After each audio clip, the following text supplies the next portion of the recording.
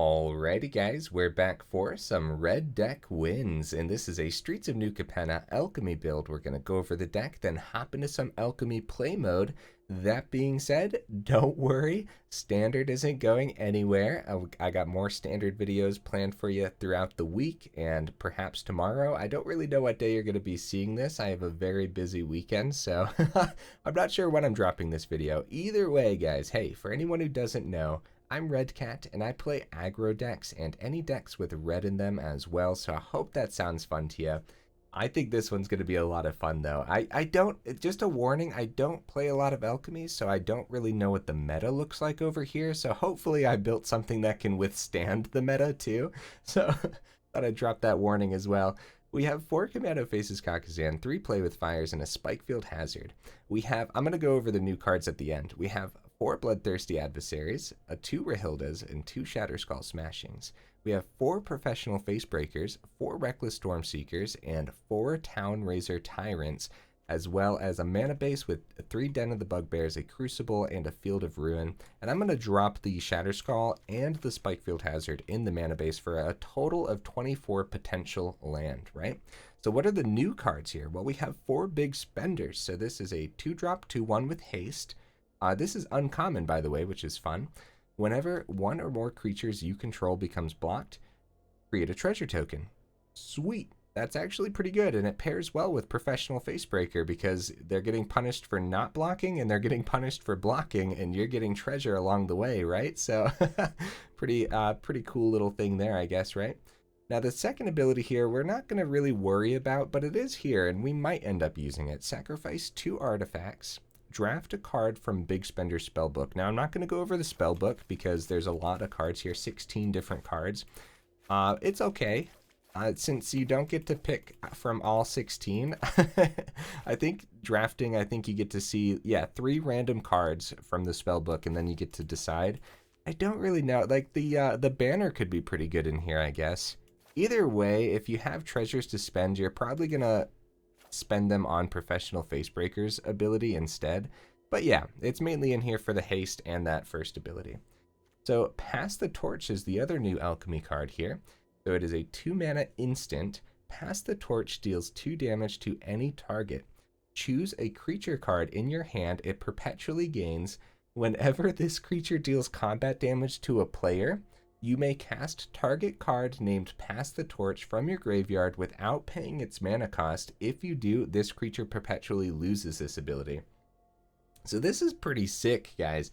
I think this stacks on creatures too. So for example, if you play Pass the Torch and target your big spender, and then you play Pass the Torch again and target your big spender again in your hand, I think it would get the ability twice if you slip that damage through. Either way, this is pretty spicy paired with like Professional Facebreaker who has Menace and stuff.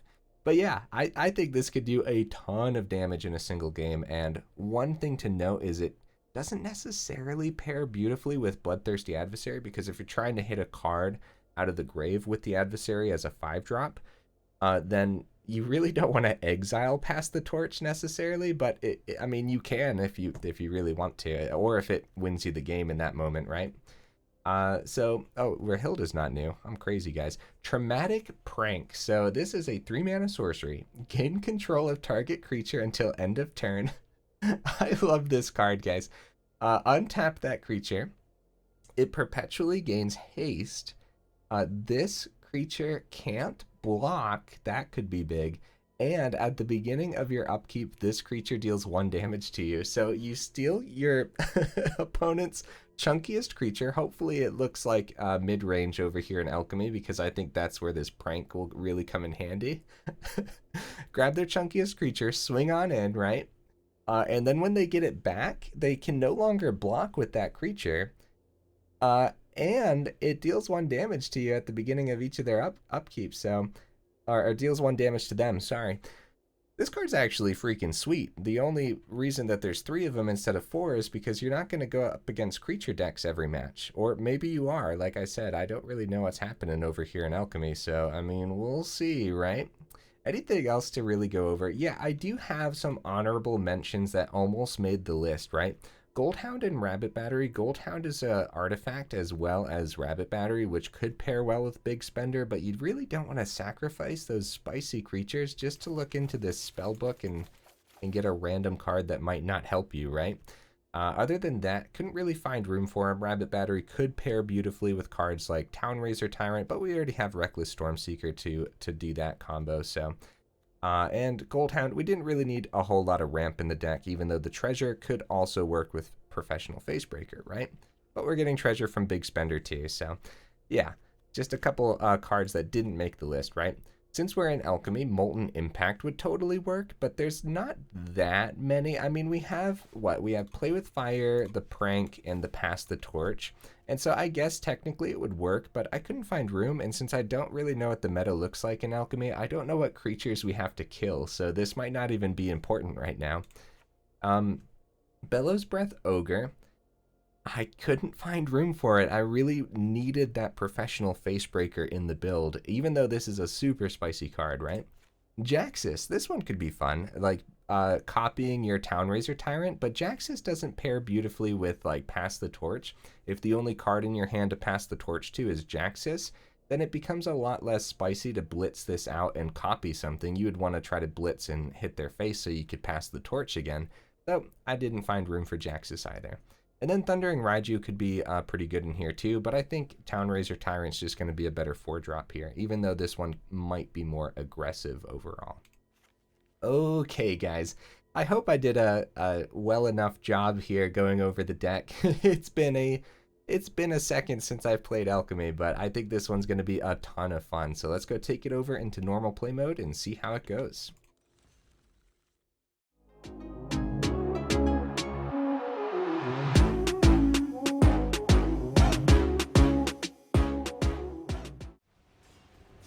Wizards of the Coast finally gets their wish, and you know how they always put us on regular Alchemy play mode whenever you go try to join in on a game. They finally get their wish. Today I didn't have to I didn't have to click off of it. I don't know, man. These uncommons are pretty spicy. The new Alchemy uncommons, I like them. They have a pretty decent power level.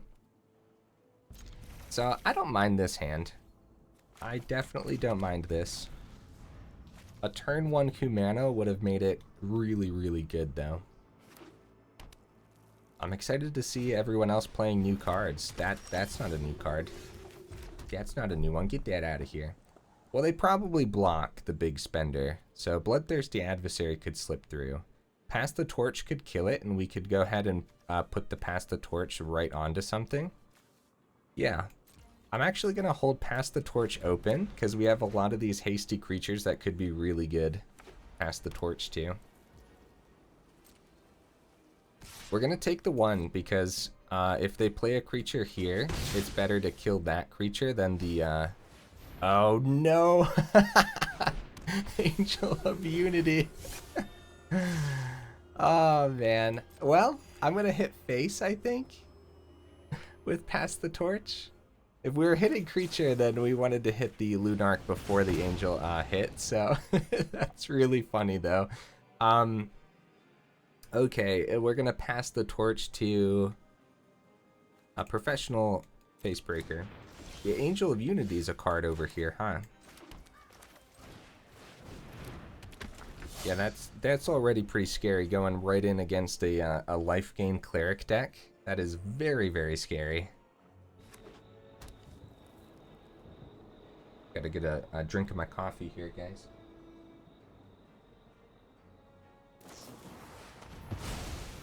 Vanishing Verse. No, my Pass the Torch. It will remain forever in the graveyard. Well, not, I mean, we could always get another Pass the Torch, though. And then we could cast this first one. So, yeah, Angel of Unity. Ah, man, that really puts a damper on things. I'm glad they're swinging in, though. That's good. They might end up blocking here. We might be able to get a treasure token to get Town-Razer next turn. It's not a great block for us, honestly. They probably just take the 2. Like, why not?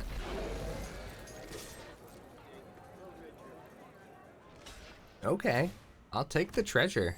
I will gladly take the treasure. We'll keep Play with Fire open. And if they're gonna play another card, we'll kill the Lunarch. Ooh, Righteous Valkyrie. Okay, so we're gonna kill this before they gain life. Even though they can recast it eventually. I want less life gain, and there really wasn't another reason to keep the Play with Fire open since it doesn't hit the Unity or the Valkyrie. So I see, okay, so we got a mountain. The Town-Razer can come down here. I mean, it was gonna come down this turn either way because we had the treasure, but now we can get Bloodthirsty Adversary down as a 3/3 and maybe grab, probably Play with Fire to face. But well, actually, pass the torch. No, it gets exiled. Never mind. Well, I see clerics are still going strong over here at Alchemy, guys. Oh no. I see they're still doing a thing over here. We're gonna take the damage and cry ourselves to sleep. That's what we're gonna do. Yeah, I think they could take the I think they could take the 2 damage here. Oh man. Okay, well, let's be funny about it. Let's play it out and Play with Fire their face. Take that, opponent. Down to 43. I think we're almost there. We'll keep past the torch on top. And that's it. It's really funny that an early Angel of Unity really locked the board down. But also, not a lot of great ways to deal with Righteous Valkyrie. If I would have included that Molten Impact, then maybe, but... Well, the opponent's only at 71, so I think we still have a way through. Good game, opponent, good game. Well, let's see if that happens again, and hope that it doesn't, right? Oh, that's weird. Oh, that's not our rank. That's, yeah, never mind. I was like, that's strange. So yeah, I mean, I did glimpse over the Alchemy meta, but I guess I should have looked over it a little bit more. What's it look like? Let me go to Aether Hub and check it out real quick. Alchemy best of 1, right? So it looks like mono black. Okay, yeah, Orzhov is still like that looks like clerics. It looks like 4% of the meta. But we're in normal play mode too, so hopefully we see people making new decks here. So mono black looks like is at the top with 6%. Actually, all these percentages are relatively low in comparison to like standard. If I go to standard, yeah, like Boros is almost 9%, and then Naya is 7.5%. Okay, yeah, we keep this. We keep this. Looks like Rakdos has a really high win rate over here in Alchemy too. I'm gonna get the Shatterskull down tapped because we have a lot of 3-drops. Oh, please, please, please, opponent, don't do this to me, opponent. Please. It said only 4%. Oh no. Well, excuse me. I think we go pass the torch on our turn to make sure they don't have any crazy protection for their clerics. I'm gonna give it to Reckless Stormseeker. Yeah, if we run into more clerics, then Molten Impact is definitely something to consider. Even dropping a couple Town-Razers, upping a couple Molten Impacts, yeah, that's the card. That's why Molten Impact's important. And now Reckless Stormseeker doesn't get through properly. And they're going to be able to gain some life. So it's still going to be Reckless Stormseeker. They don't take this, so we're going to hold it back. Well, they might take it, but I really doubt it. There's no reason to hold it back either, though. Let's be real. Let's be real. Like, if they end up taking it, then free damage, right? There's definitely not going to be anything to block on the ground. They're double checking, making sure like we can't get past the torch off with the creature damage and stuff, which is smart. Definitely do that when new cards come out. We have Town-Razer Tyrant next turn, hopefully gaining haste.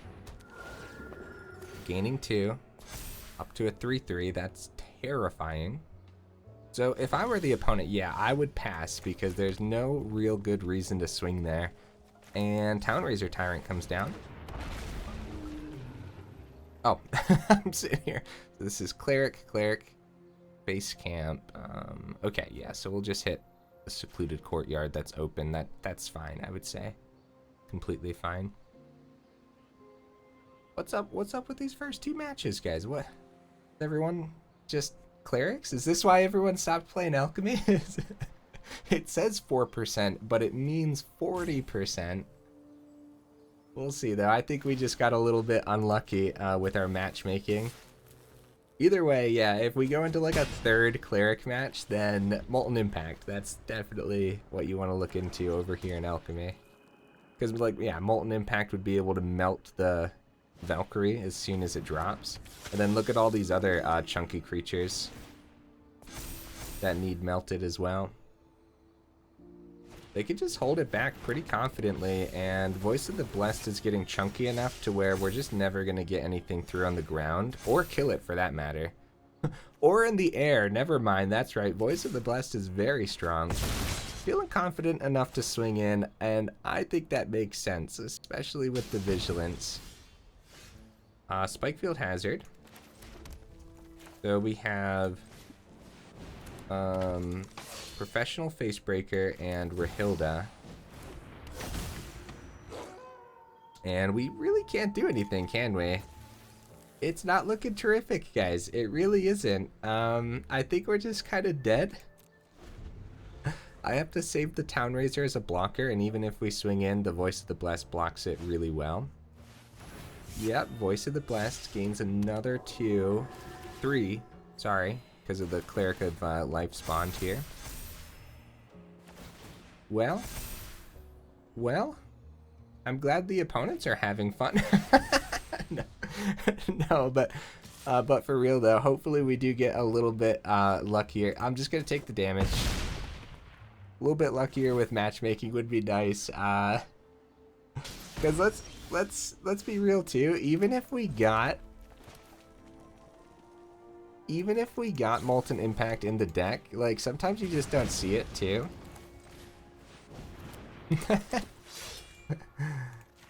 Oh man, full swing.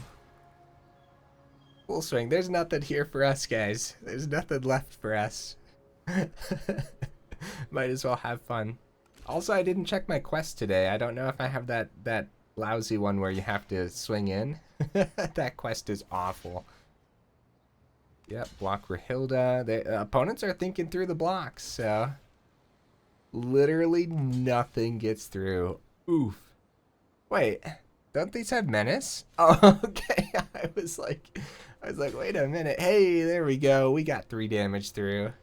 Let's go, guys. Man, clerics have big butts. How are we ever supposed to break through that with red?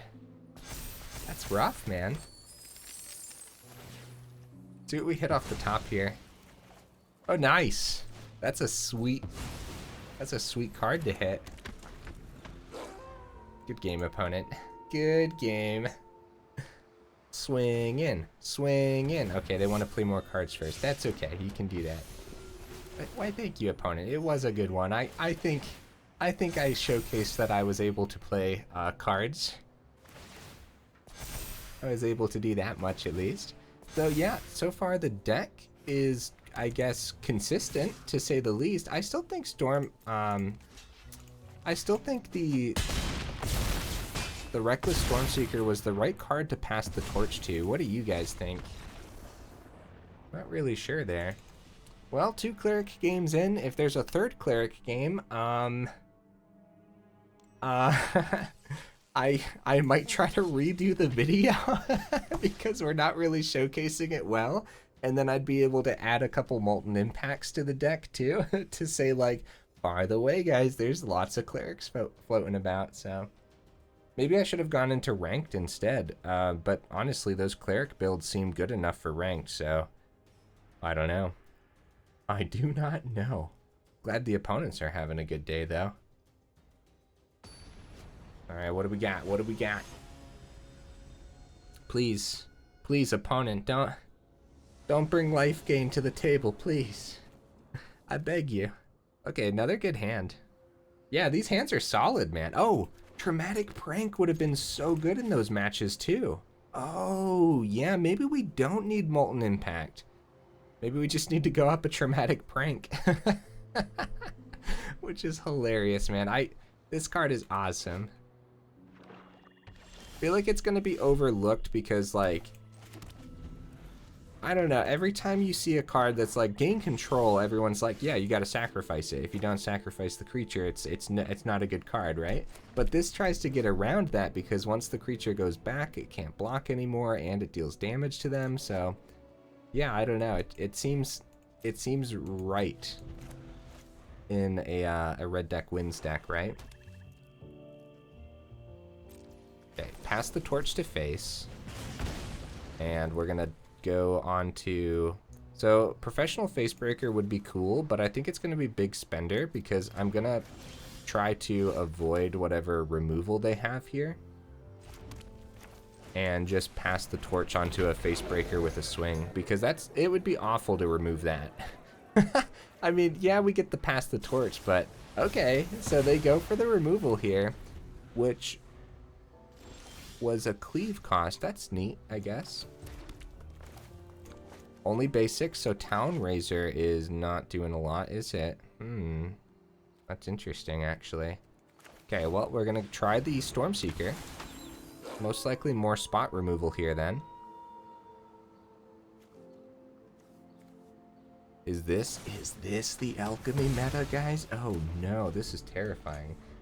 You guys heard me reading out the different percentages. I should open this up and see what they play in these mono black decks.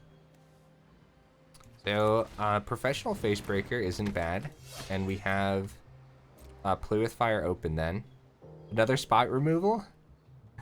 I mean, it's probably running Infernal Grasp too.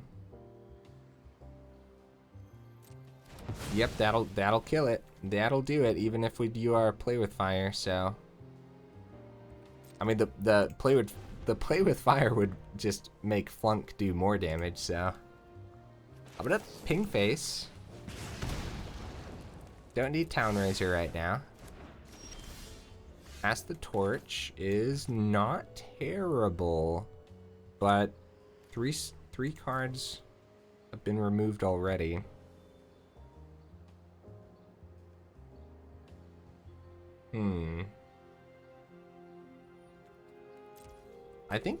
I think opponent's not getting any land, which is good news for us. Oh, there they go. Okay, Sorin comes down. Okay, so this is good that we held up past the torch then. That's very good. Take that, Sorin. Haha!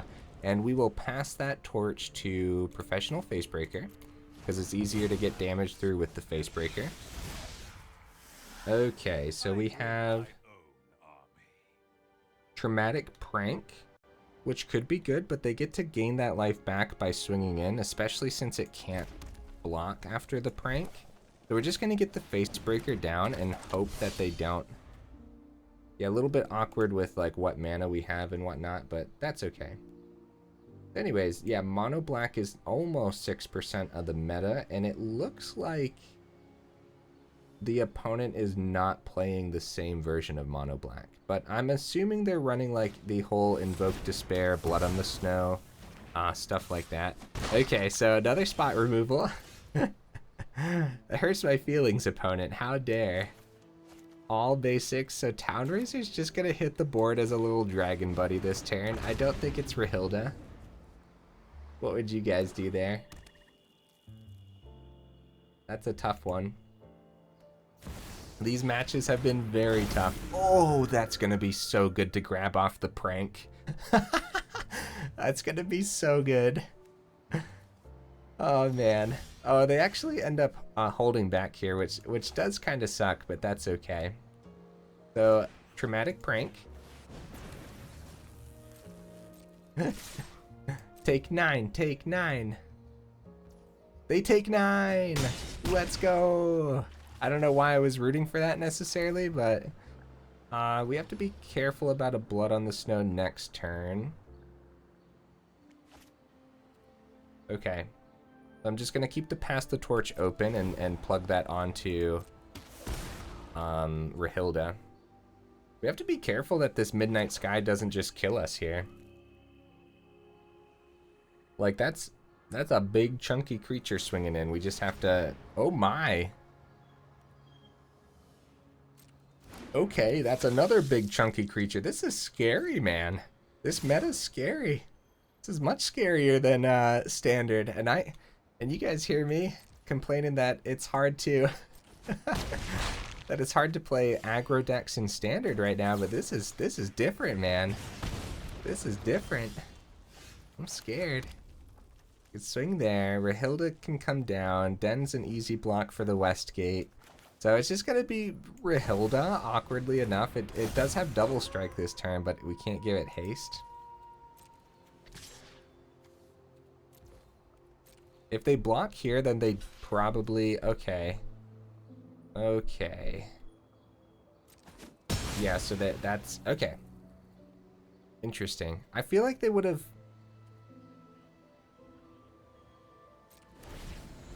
Wait, yeah, they would have just won. We couldn't swing there. They had 11 in the air. That's hilarious. Well, opponent wanted to extend the game, which is 100% okay with me. Some more spot removal. It's fine. It's fine. My soul's not crushed, I swear. I swear I'm okay. I'm fine.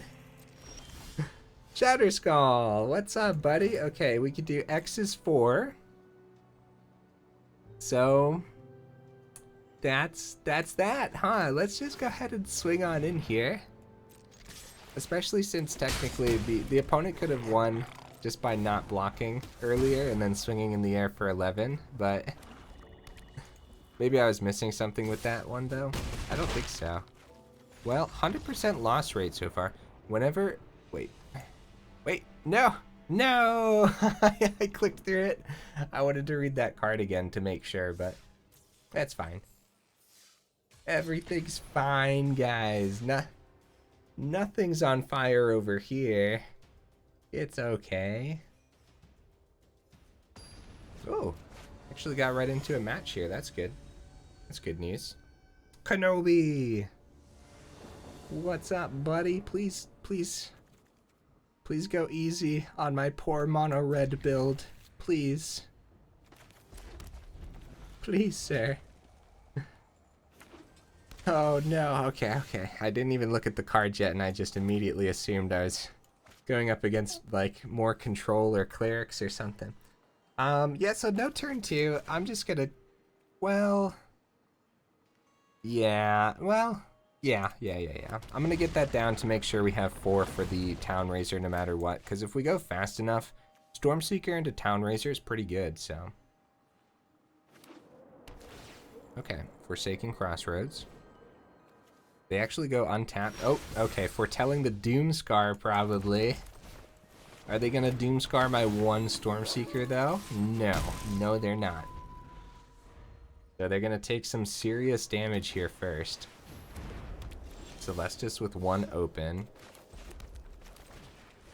Yeah, I'm going for it, especially since we have another Town-Razer. Big damage. So a Doomscar here doesn't hurt as bad as one would think, right? So, especially since we have tons of haste cards in the deck too. I think 12 total hasty creatures, which is pretty good. Den of the Bugbear is going to be pretty good in this matchup too. So we're going to go right into the second Town-Razer. So Den, second Town-Razer. And we're going to hit the Forsaken Crossroads. That's their only white source other than the Celestis here. If they don't deal with Town-Razer this turn... Okay. They're taking big damage. Yeah. So we're probably going to power up Den and try to swing, but they probably have spot removal, and if they spot remove the Den, that could be devastating for us. We could double down on Professional Facebreaker. We could just drop one Facebreaker, swing with Town-Razer, get a treasure, and then that might do more than powering up the Den and just letting it die to some spot removal, right? This match is actually working out quite nicely, I'd say, overall. Wandering Emperor, yep, so that hitting the Den of the Bugbear would have been devastating. So they gain 2 life here too. And at that point, do we risk the second Facebreaker? I think so. If they Doomscar again, then they were chosen. They were chosen for the victory. But other than that, yeah, I think it's worth running that out because we have to kill them as soon as possible. Like, look at all the life they gained. Divine Purge. Okay, okay. So they get a little bit more expensive, but not too bad here, especially if we can... Okay, they knew that we were going to take out the Emperor. Smart. Very good play. They knew we had the Den and everything, so...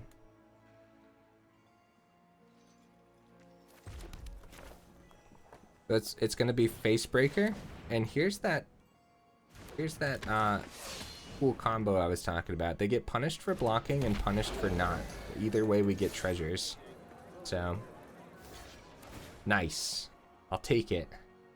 I'll gladly take it as long as I get to pull cards off the top with Facebreaker next time.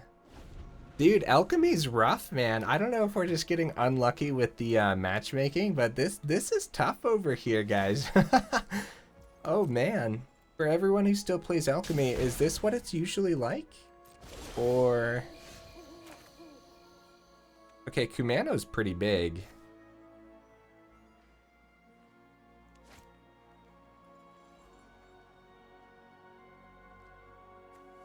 I'm going to use Facebreaker's ability, see what we hit off the top, because there could be something huge. Okay, play with fire. Yeah. Okay. So how do we want to do this? We could attempt to swing first. We could get the other Facebreaker down, then try to swing, get a couple treasure tokens. I don't mind that because at least they're creatures. You know, like, if that makes sense, and then we'll have more treasure next turn, potentially. Yeah, we're avoiding powering up the Den when they have open mana. The problem is they're probably always going to have open mana. Okay, so they got the Field of Ruin. That's what they're going to do this turn, which means our Facebreaker's probably safe. And now we can't Kumano, though. Oh, yes, we can. It comes out untapped. Okay, good. Woo! That is good. Okay, March. They gain 3 here, too. That is rough, man. Oh, they don't gain 3. That's the other one. I'm sorry. I'm crazy, man. Yeah, March is pretty good, though. Till the end of turn, right? Yeah.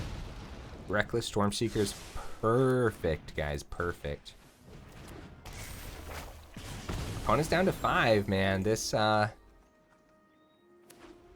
is an uphill battle, that's for sure. Very, very tough, but we're getting there. It'd be awesome to get this victory in against some control for, you know what I mean? This probably has to be the last game, unfortunately, guys. Very, very busy weekend, and as much as I'd love to go into another one and actually go up against, like, I don't know. What do I want to play against in Alchemy? I don't even know. Oh no. Okay, are they still taking the damage for this Crossroads? No, they finally discard it here. Okay. So I'm expecting spot removal for the Stormseeker, but then if we can get the Professional Facebreaker through, like, yeah, there's gotta be spot removal here, right? We probably, yeah. Another March, okay. Yeah, I'm just glad it's not the march that gains him life too, honestly. What are we searching for? I guess burn spells, right? Oh, nice. I'll take it. Any little bit of damage we can slip through, and they have to be cautious because the etching's coming out.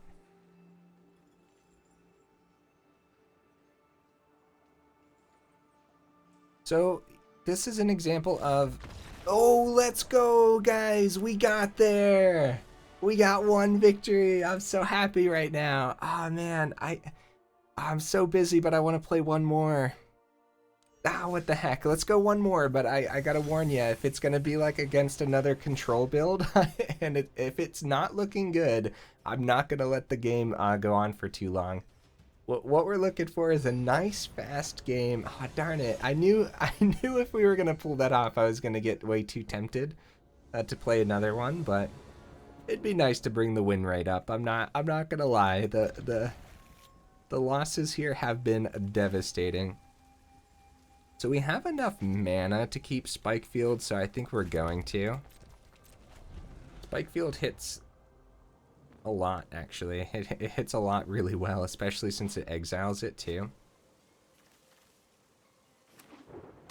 Okay. It's an open turn here. Crucible, nice. So even though it's blue, I'm going to still pass it to their turn.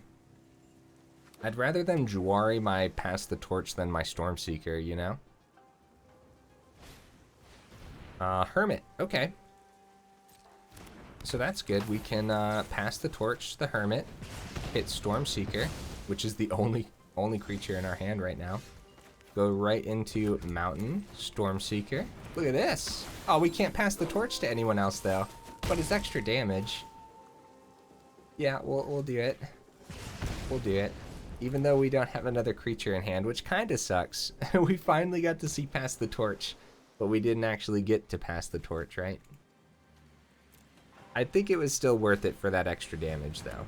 Just casting it outright. What do you guys think? Because you never know if you're going to be able to get that damage through again.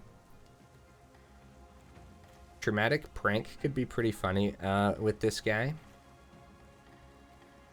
Because we could actually do... But I think it's probably just better to Spikefield Hazard here.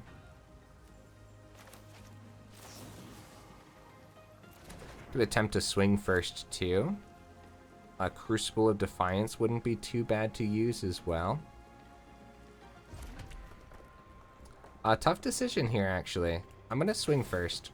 What we're going to do.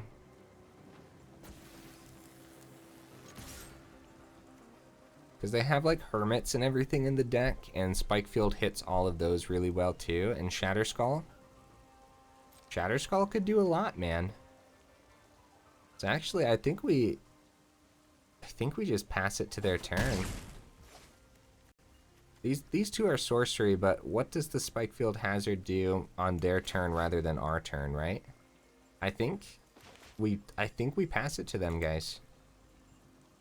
Because if this is a slip out the back, that could be really bad. Oh, it's nighttime now. Yeah, that's good, I guess. So they're probably going to swing first. Going to attempt the Spikefield. Make sure they don't draw a card off of this, right?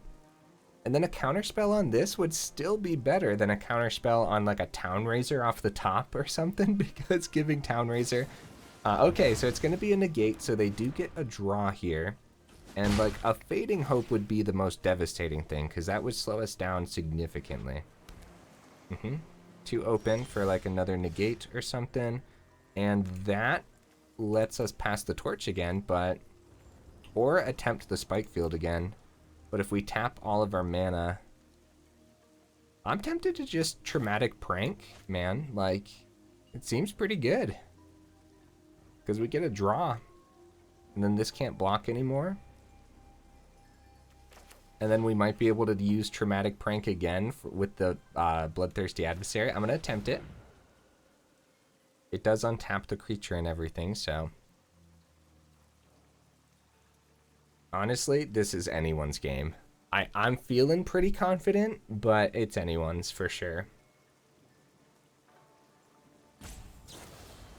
Fading Hope their own card. Wow.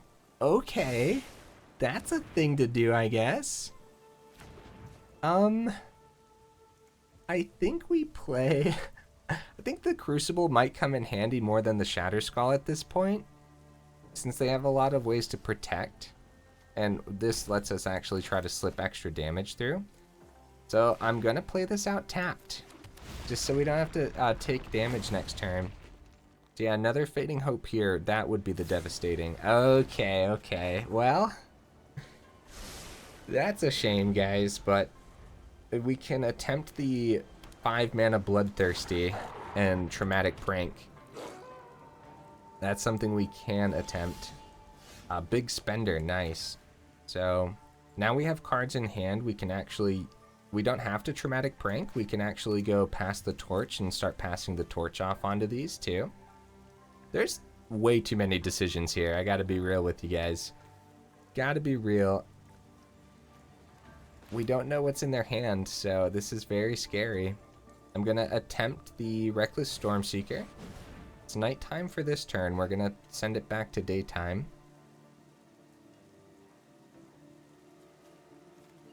Some mono blue tempo, guys. Very scary deck to go up against. Essence Capture. Oh, that is devastating. All right, we're gonna still go for the big spender then, and I think they might take the 2. Really? Okay, they have a consider. I was like, what else is it? Stop it, opponent, please. I think they take this down to 10, but they've slowed us down like a lot. Like they've really slowed us down. We're still keeping Crucible back. It's back to daytime at least.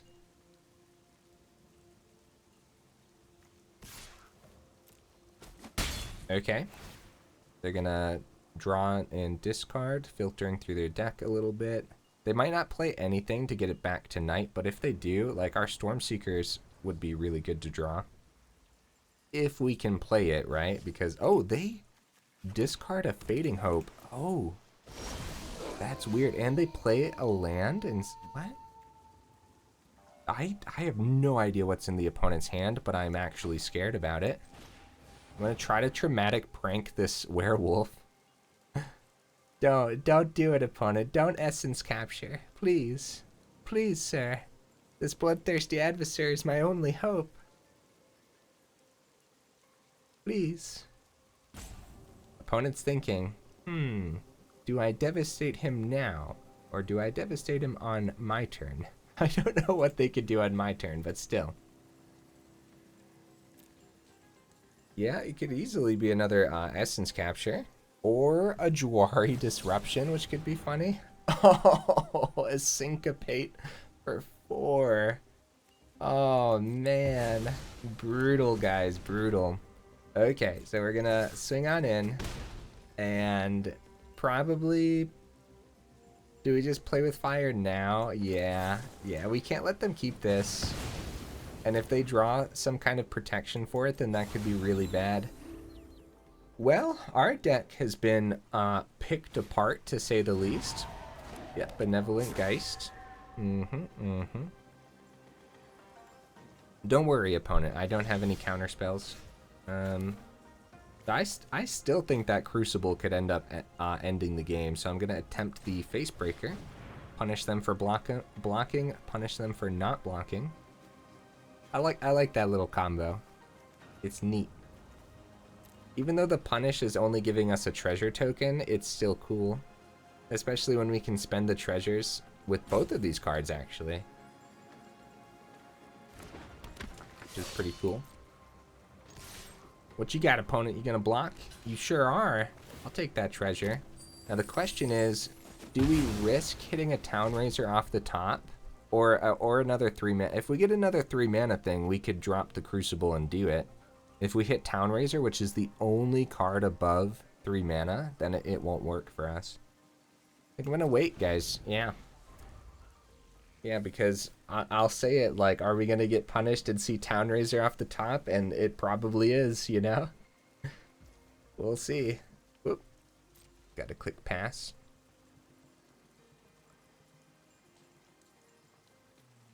What you got for me, opponent? You just got a handful of counter spells. Can't counter the Crucible, so that's cool. Whoa, they play the Jwari. It's so weird that they discarded the Fading Hope earlier, right? Bloodthirsty Adversary. Wow, okay. See, that could just be huge. Nothing to prank, but hitting the Play with Fire could be enough. No, it's literally not enough, but still. Yeah, I'm gonna start with Facebreaker's ability here. Kumano's pretty good. Kumano's pretty good. What do we want to get countered and what? Okay, we need 6 mana to pull this off. So we're gonna start with Kumano. Maybe I should have started with Kumano and then played Crucible after. That probably would have been a smarter idea. It's definitely sticking is the thing. Okay, so now is that last card. It is not, so let's do this. Auto pay. And we're going to go with, so Pass the Torch unfortunately doesn't hit anything. So that wasn't game, but I guess it was close enough for the opponent. We had 7 damage total. We were gonna get a couple treasure tokens. We didn't have a creature land either, so yeah. GG opponent. Oh man. Leave match. So it did end up going a bit longer. I'm over here like, man, I don't have time. I shouldn't keep going, and here I am, 46 minutes into an alchemy video. That was rough, guys, but we did pull off those couple wins at the end, showing that at least the deck has something here. Maybe. I love the new alchemy cards. Pass the Torch is actually just really hard to pull off, isn't it? Because of all the spot removal we were up against. I think Bloodthirsty Adversary was worth it. Big Spender and Professional Facebreaker. Man, these cards are really cool together. This is worth it for sure. Traumatic Prank is kind of awesome, and if we would have seen Traumatic Prank against those Cleric decks, maybe it would have been a different game. I don't think so. I think the Cleric decks gained too much life way too fast, and so that's where the Molten Impact would have come in handy. But that being said, look at all those control matches we were up against after the fact, right? So Molten Impact wouldn't have done anything there. Now, hold on. It does hit Planeswalkers too, so that is important. So technically, yeah, I guess maybe it would have done something there too, because they definitely play Wandering Emperor, and we saw Sorin against the Mono Black there too. But I guess Molten Impact does more than what I'm saying here, so maybe drop a Play with Fire and drop a Town-Razer Tyrant. I don't think you need 4 of them. It is on the top end, and things are pretty expensive, and you're trying to get free cheap things off the Facebreaker too, so like, yeah, you don't necessarily want to hit Town-Razer off the top until like super late game if you're going for the Facebreaker route, right? So I would drop a Play with Fire, drop a Town-Razer, and go up 2 Molten Impacts. And I think that's all I would change, because I need to see more of the alchemy meta to actually know what to include into the deck, right? And play with the deck like 30 more times as well, right? Because, you know, 5 matches is an incredibly small sample size. So yeah, this was fun though. I don't know if that's just all alchemy, like clerics and control, but like we didn't see any aggro, did we? Did we even see mid-range? No, we saw clerics, 2 cleric matches, mono black control. I think that other one was an Esper control, but I forget right now. It might have just been blue-white control. And then we saw mono blue tempo. So yeah, that's crazy. Hey, if you made it this far into the video, y'all are champions, and I super duper appreciate you, and I will see you in the next video.